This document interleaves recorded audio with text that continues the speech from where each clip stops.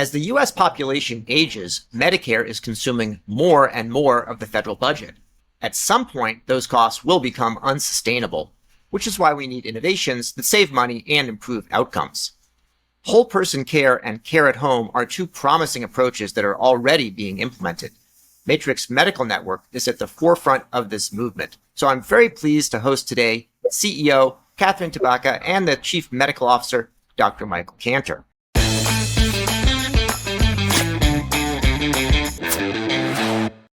Welcome to CareTalk Executive Features, a series where we spotlight innovative companies and leaders working to advance the healthcare field.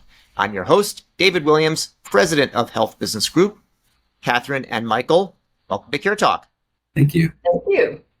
So Medicare is a big deal, but just to give people a sense of it, how big of a deal is Medicare spending? And how did we get to this place where it's so dominant? So I can start, and Mike, feel free to add to this. But if you think about the recent report that was released by CMS, right? Recently they released the 2021-2030 National Health Expenditure NHE report. They're projecting that the total healthcare spending, David, will reach nearly $7 trillion by 2030. And Medicare continues to grow at an average of 7% rate because of an aging population and increased utilization. So if you're thinking, to your point about the cost of healthcare and the size of the numbers that we're talking here, the population will continue to grow and age. Health expenditures continue to rise. We're nearly just under 20% of GDP. Healthcare represents just under 20% of GDP from an expenditure perspective. So the government is unlikely to spend more on healthcare. We're right up there and really high up there compared to other nations globally. I think it's fair to say we're at an inflection point. Might have been for a little while, but we certainly are at an inflection point and need to face reality as an industry that there is no more money coming into healthcare. Change is not an option at this time, and we'll have to see and develop those alternative models of care to improve access, to improve quality and the care outcomes at a much lower overall cost to society. Catherine, they sometimes try to get your arms around these numbers like $7 trillion. And I remember they used to have these things, they say, like, if I stacked dollar bills like up to the moon, now it's like up to the sun. Now, of course, it's going to consume all the forests of the world and also probably burn it up as it gets to the sun. But it's very hard to actually get your arms around it. But it is just gigantic. I think it's fair to say. And Mike, you're a physician. You've probably been helping to drive the costs up there. Medicare wasn't always meant like this. That's not how it started. So that's true. Medicare started as a very simple health plan for older adults that was going to focus on taking care of people who need to be hospitalized. That's why Medicare still has these two structures where there's a hospital fund and a non-hospital fund, which is what doctors get paid out of. And now there's a medication fund called Part D. And all of those parts of the funds are growing. And they're growing because of success. We've successfully aged as a society, as a world. So people are living longer. The longer you live, the more healthcare resources you tend to use because the prevalence of chronic illnesses goes up. Usually we say about 3/4 of healthcare expenditures are related to chronic illnesses.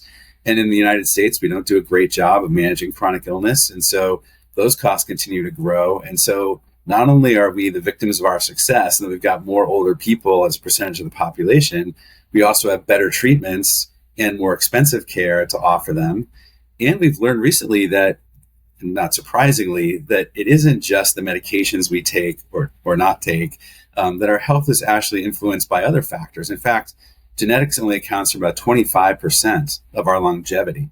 Most of what affects our health is our behaviors, what we eat, how much we sleep, what kind of, whether or not we exercise on a regular basis, how social we are, and whether we're connected to the community, those things, but also what's our community like? What's the environment like? Do I live in a toxic, waste dump neighborhood, or am I in a cleaner, less polluted neighborhood? All of these so-called social determinants of health, as distinguished from sort of the physical determinants of health and the genetic determinants of health, these SDOH factors, as they're called, are being recognized as being really important in terms of the quality of life we have and the quality of health we have. And in the US, we've built a really good sick care system in the sense that we focus on diagnosis and treatment. What we haven't done is built a really good holistic healthcare system, which focuses on health, which is more than just the absence of disease. All right. So you talked about Medicare, started pretty simply as, insurance for older people as one of these great society programs. We had Medicare for the old and Medicaid for the poor. But now I hear this concept of dual eligibles, meaning that the older people are not just using Medicare, but also a lot of the Medicaid spending is coming there as well. What is this dual eligibles, and how does this fit in with Medicare overall? So dual eligibles are people who are eligible for both Medicare and Medicaid. And there are a couple of ways you get there. The majority, like you said, is the eligibility for Medicare is that you've paid taxes into the Medicare costs and you're eligible for parts A and B. The hospital part is A, the doctor part, and I'm grossly oversimplifying, is B, and then the drug part is part D. So you do that, you live long enough, you get to age 65, or you elect Medicare coverage, then you're in the Medicare program. There are lots of choices now between Medicare, traditional Medicare, Medicare Advantage, et cetera. For Medicaid, it's usually based on income. So if you spend, if you have a certain amount of income or if you have a certain amount of assets, you qualify. Medicaid is combined federal and state programs. So states set their own rules in terms of what level of poverty you have to be at to qualify for Medicaid. And what we're seeing is, and what's traditionally happened is, unlike Medicare, which focuses on the hospitals and the doctors and the medicines, Medicaid pays for everything. And what I mean by everything is not just acute care and physician care and medications, but also long-term care. So nursing home care, care in the community, what they call long-term support services. That could be a home health aide. It could be Meals on Wheels or nutrition. It pays for lots of things that Medicare doesn't.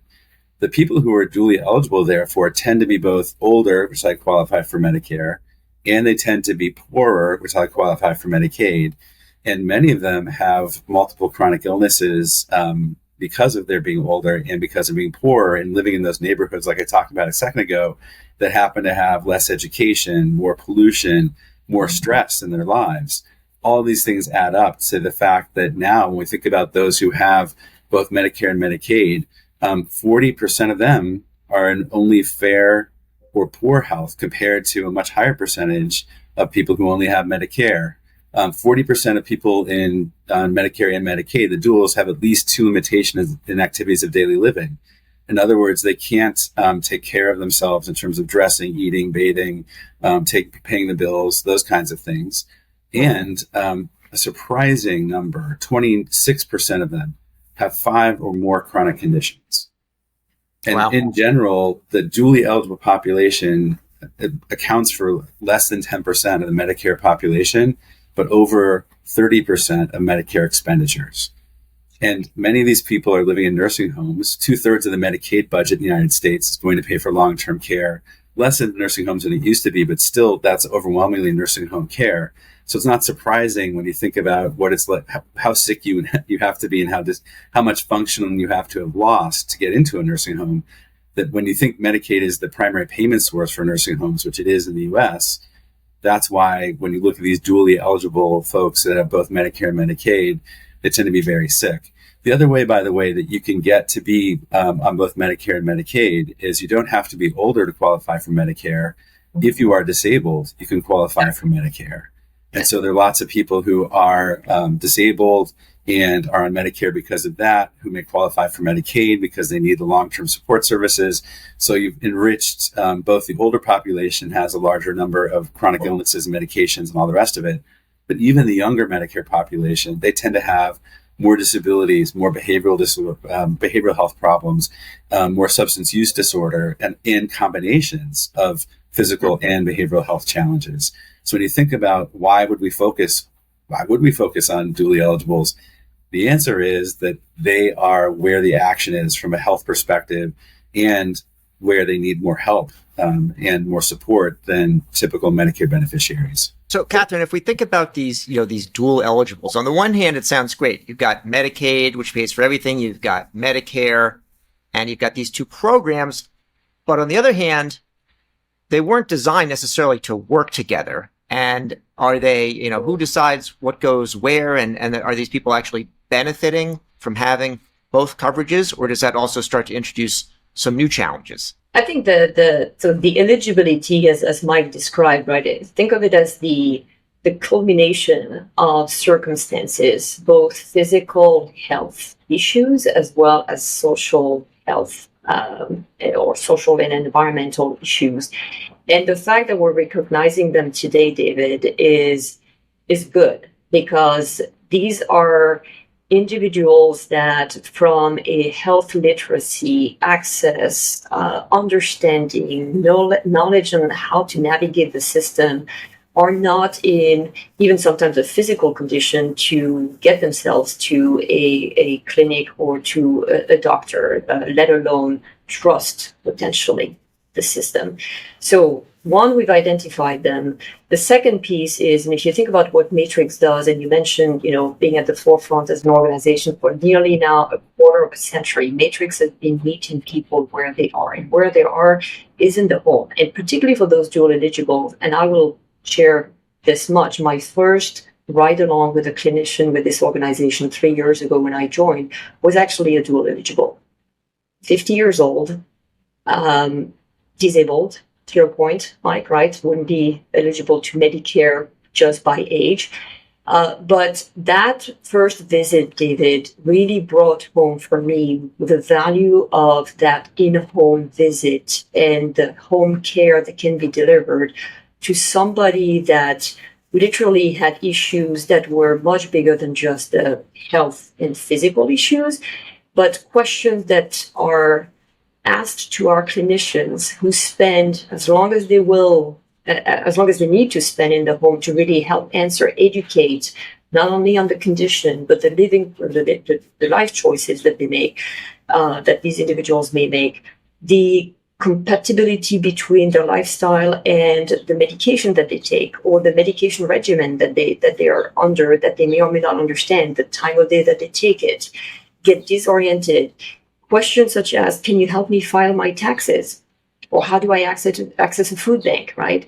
So it's that first visit, again, 3 years ago, was like, okay, now I understand, and I really fully grasp what the benefit is, because that person is on Medicare and Medicaid, to your point. So they supposedly have access to resources, but with the question that gentleman was asking us, there is no way that he was accessing those benefits.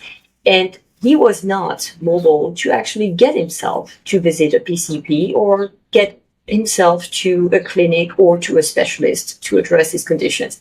The only way you get to see that person 360, head to toe, toe to head, in their environment, with their anxieties, and after a solid hour of conversation, frankly, you get to build a rapport where they open up and share with you everything that we need to know to better architect that bubble wrap, the way I like to call it, right? Yeah. Wrap the bubble around them and bring the village to actually come to them so that they stay on their care journey, rather than likely, if nothing happens after we leave the home and close the door, they're going to fluff.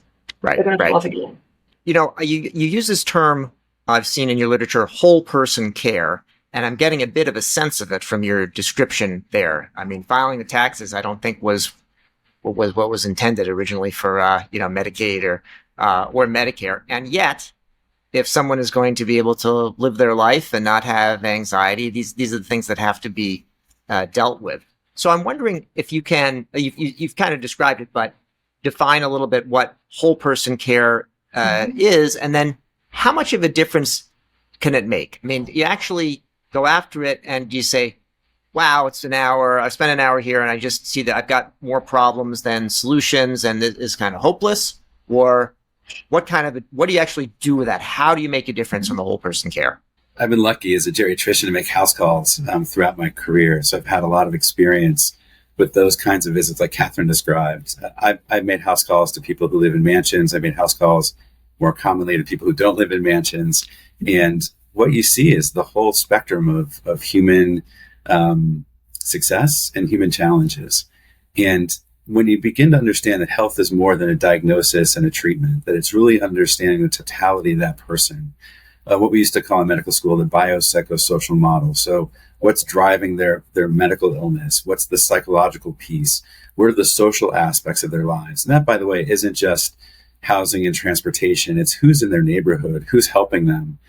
All of these folks, many of them by the time they get to be older and dually eligible, especially, they do need help, and they need help in an ongoing chronic way that Medicare doesn't pay for, but Medicaid can. But even Medicaid is limited. Many states don't have the budget to actually pay for all the home health aides and the home care that their Medicaid populations need. So there's a real challenge these days. And what happens is family caregivers, neighbors, friends, other people in the community tend to pick up the slack. And so understanding the totality of that person and then recognizing whether or not they're on Medicaid, even Medicare members, qualify for a variety of different services from what they call community-based organizations, access to transportation, socialization, nutrition. These can all be arranged, but it takes work, and it takes understanding and insight into the systems, which are very complicated and hard to navigate. And so if you don't get into the home, or if you don't ask the right questions, you don't ever understand that the reason the person isn't taking their medicine isn't because they don't want to take it. It's because they can't afford the copay, or they didn't like the side effect it had, but they didn't feel comfortable telling their doctor that. Mm-hmm. When you're in their home, you're a guest there, they'll tell you a lot of things. Like Catherine said, you establish this rapport.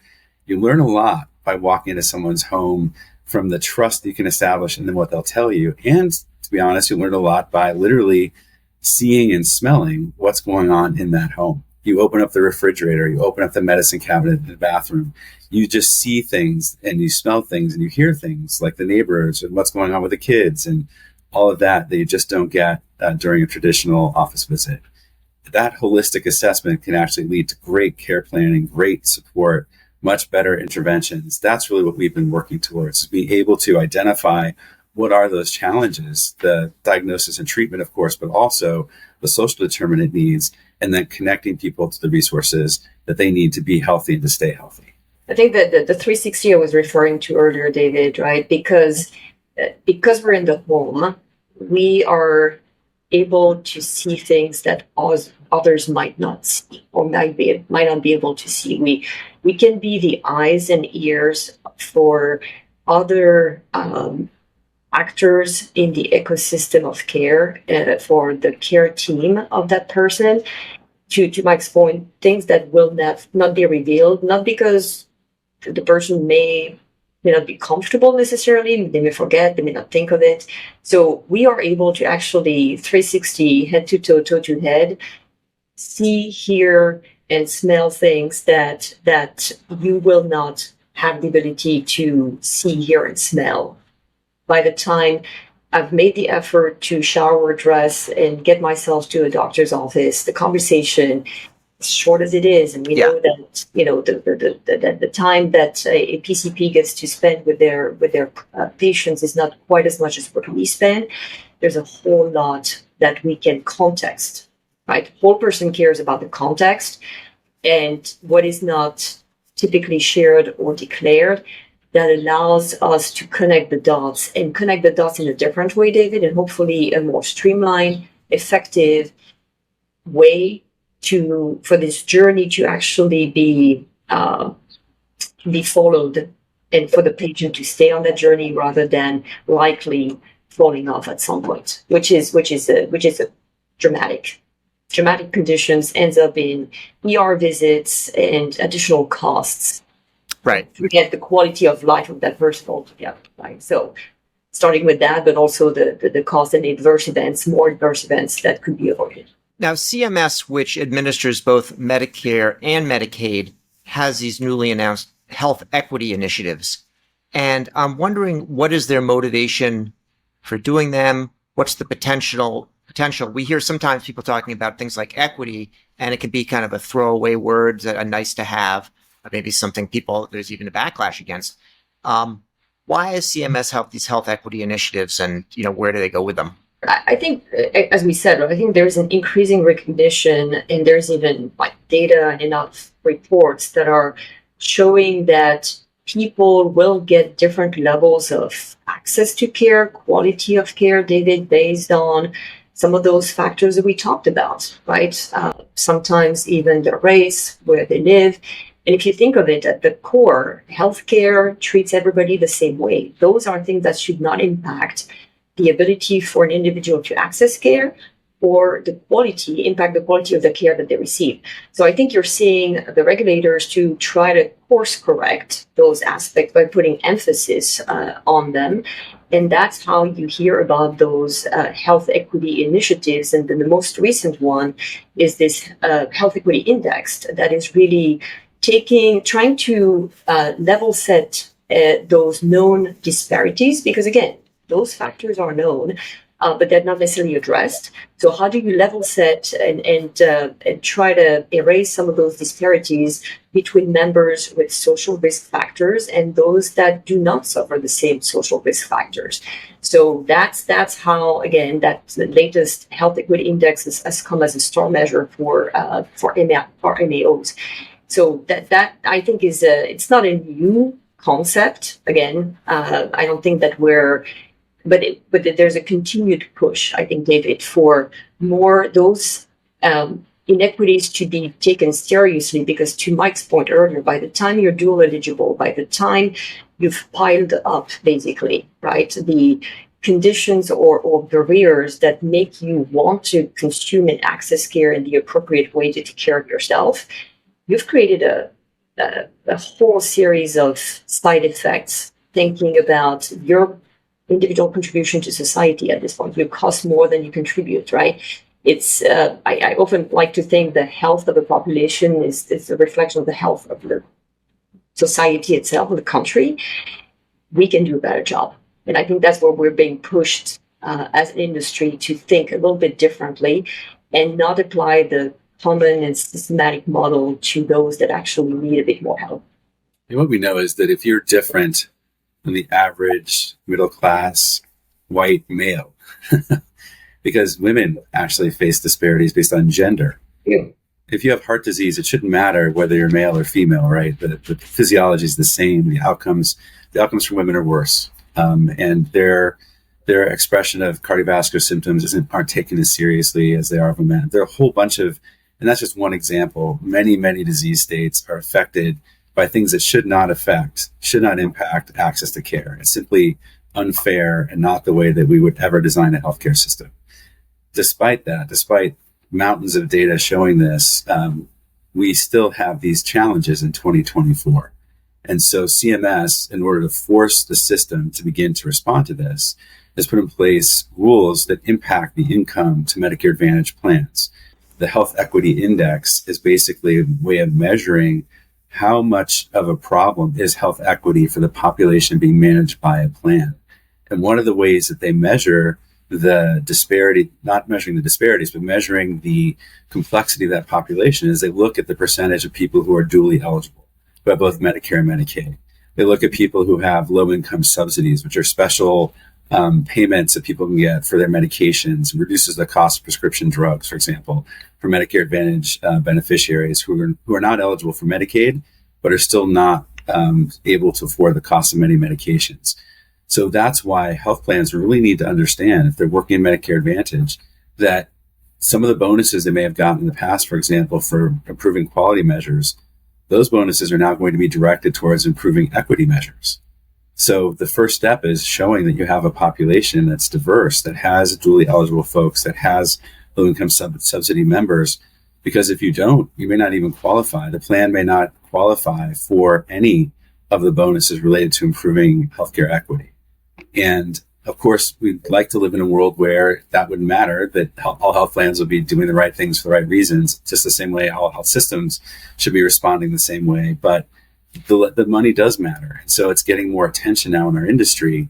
And we believe, obviously, overdue attention. And we know that if you meet people where they are, both literally and figuratively, in a culturally competent way, which isn't just language, but understanding the health beliefs from the culture of that person, and you do it in the home, and you connect with people as individuals, that you can address some of these health equity issues and improve them. And so that's why Matrix Medical in particular is really interested in health equity, because we know that by going into the home and the the story that Catherine shared earlier about her ride-along, very first one, being with someone who's really struggling despite having access theoretically to great healthcare resources, unfortunately was a good example of, even with access, you can't get there unless you have help to know how to work the system. And for people who are duals, they often don't get that help. Yeah. We can help with, we know we can help them because that's what we do. I think that the way I like to think about those initiatives, David, is the regulators incentivizing the industry to think differently, right? And the actors are here. It's not that we need more of anything. What we need more of something, is more coordination, more hand-holding and wrapping that bubble, right, around that member or that patient, holding hands, making sure that for those more vulnerable members or patients, we ensure that the actions that we take, right, in the home, from a care team perspective and from a health plan perspective, are coordinated, better coordinated, ensuring that the left hand knows what the right hand does, right, at any point in time, so that that care journey is coordinated. It's made as easy as possible for patients that, as we've said many times, are unlikely to by themselves activate because they may not be able to feel that it is safe, that they want to trust it.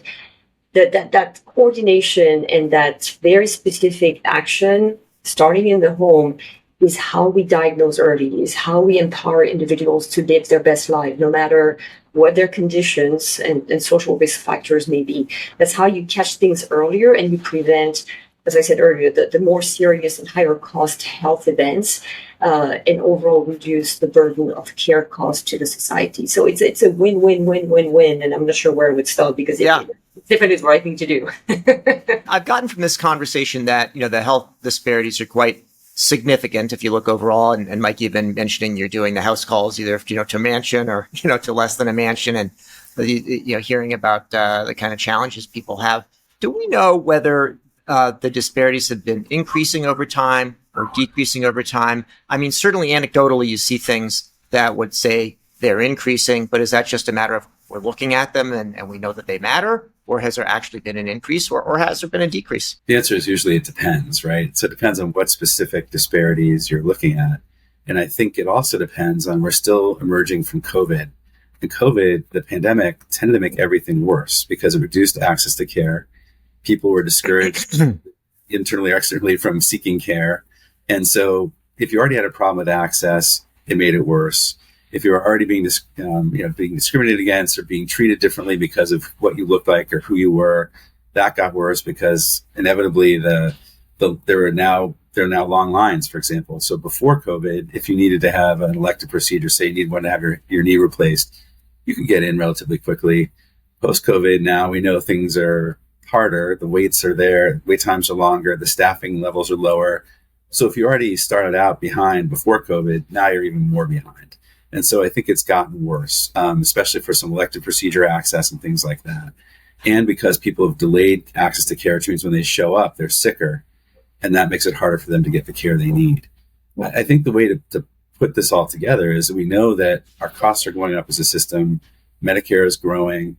We have people in that program who have healthcare disparities and challenges with access.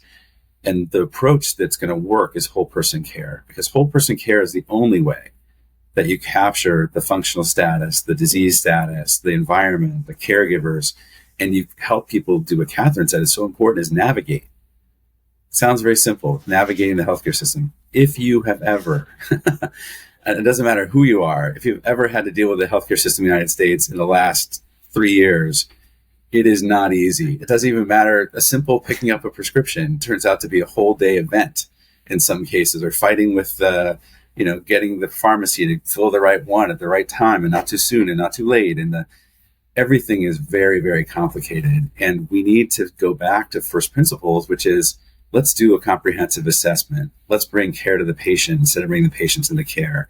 And let's ensure that we're giving everybody all the care that they're entitled to and that they need, not extra care, but not less care either.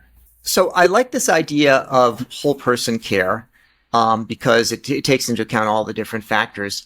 But on the other hand, if I think about going back to where we started with, Medicare being a simple program, Medicaid being a fairly simple program, and I sort of say, well, because all of these things matter to health, we have to kind of encompass them all there, whether it's food, housing, all these different pieces. And is there something weird about using, government-sponsored medical insurance as like a social welfare system overall? So I'm trying to get my heads around whether is that done elsewhere in the world? Does it end up making sense, or should we step back and do it in some other manner? This is a very challenging area that a lot of people have started to debate as we move towards whole person care. And I think there are a couple ways to think about it. One, in terms of the U.S. system, you have federal, state, and local resources that people can access and often don't know about. And that navigation help they can't get. With that navigation, they're just getting what they're entitled to. And in many cases, if you're qualifying for Medicaid, you're also qualifying for housing benefits. And so theoretically, you should be able to access all of them. And transportation benefits are included within Medicaid. There are a lot of people who fall off the Medicaid rolls, not because their income has gone up, but because they're not documenting and getting the paperwork to prove that their income has not gone up, right? So a lot of this is our own sort of systems complexity and the fragmentation, not just within the healthcare system, but across the healthcare system and the social welfare system that you mentioned. The second thing to think about is comparing us to other countries. How you allocate expenditures as health related is a question of policy. There is no specific definition. So if you're sick and you come home from the hospital and we deliver meals to you for a week to keep you healthy during that week, because nutrition is so important to recovery, is that a social expense or is that a medical expense? Depending on the country or the jurisdiction, you may have very different answers. And Catherine, I mean, you grew up in the French system. You've experienced firsthand kind of how countries allocate their resources differently, how they think about health differently. Yeah, absolutely. And probably a system, to your point, you refer to a sick care system in the US, or at least in the most traditional design of it. I would say I grew up in a healthcare system where preventative health is much more in the forefront, education around the role of nutrition towards health, activity, exercise. So it is an approach, a different approach to health from that perspective. So you're right. I mean, difficult to answer the question, David, in terms of, whether it's a medical or social, but at the end of the day, it will be a cost. That's the one thing I can guarantee you. So the question is whether you actually invest upfront or you pay the bill later. I am on Mike's side in the sense that I'd rather invest a bit more upfront. Intuitively, you're doing the right thing and preventing more adverse outcomes. You know that the cost at the back end is going to be a lot higher.